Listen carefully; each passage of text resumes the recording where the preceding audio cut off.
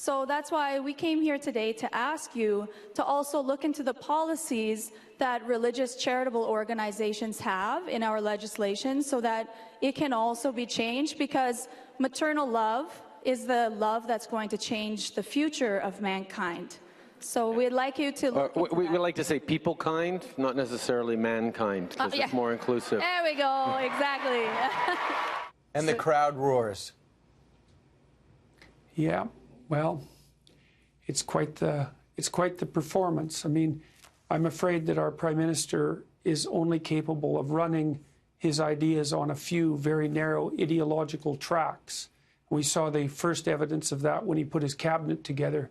He insisted upon making it 50% women, despite the fact that only about 22% of the elected MPs were women.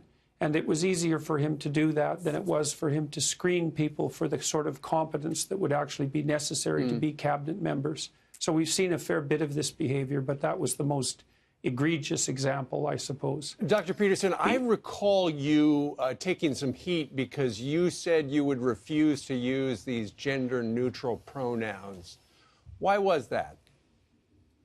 Well, I actually said that I would refuse to use the pronouns that were mandated by law. Because they were mandated by law, I feel that it's completely inappropriate of the government to decide what language the citizenry should speak. There's never been an example of that in British common law history, and I believe that that was a very, very bad precedent. I didn't want to use language that I thought was generated by radical leftist propagandists, and so I said I wouldn't do it. I saw one tweet this morning that said Neil Armstrong should have said one small step for peoplekind.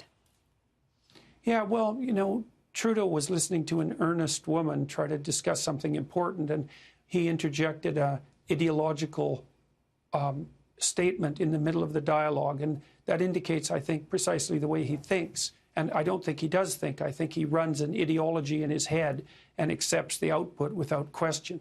And I think we're really going to pay for it in Canada in ways that we can't yet imagine.